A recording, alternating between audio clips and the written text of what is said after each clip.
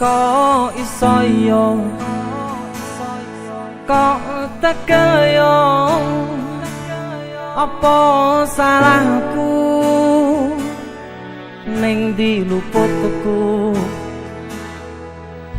wong sing rasa piro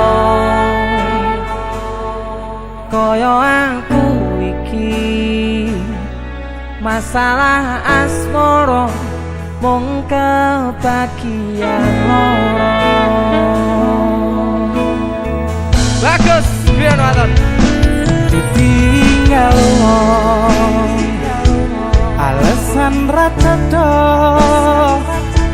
mergo ngapoti tresno anyar sing liya Gusti tulung paringono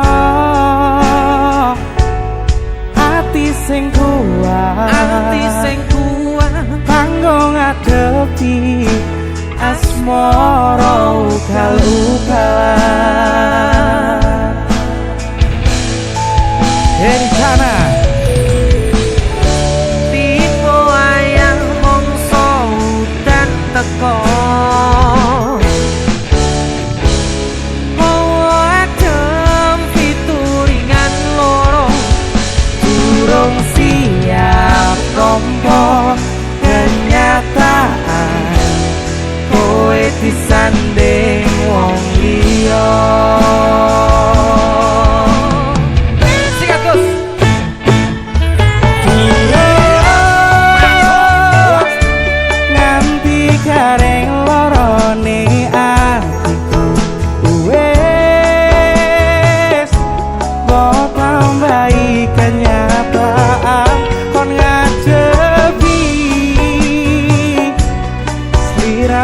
Saiki disanding wong liya sanding wong liya di sanding wong liya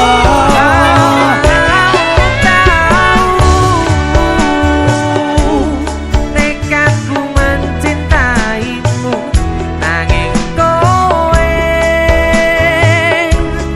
malah milih apa ditresno liyane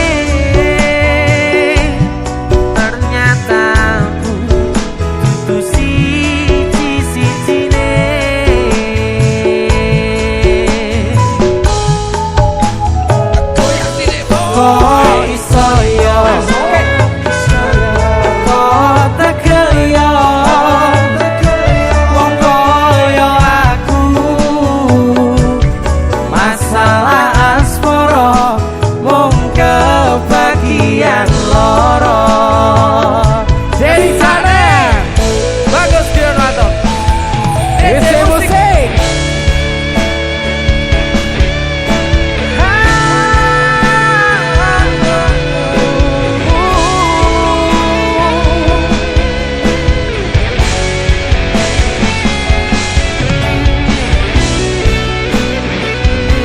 mangane nek pas dungduman bahagia iki teko dungduman loro mesti teko kok berarti wong lanang gen sikat tipe wayah mongso udan teko adem fituringan loro durung siap nompo kenyataan kowe disanding wong liya.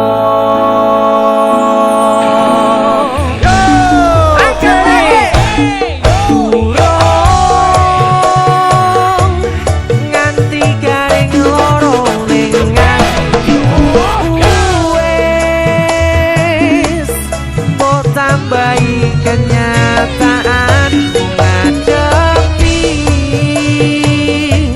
sliramu saiki disanding wong liya.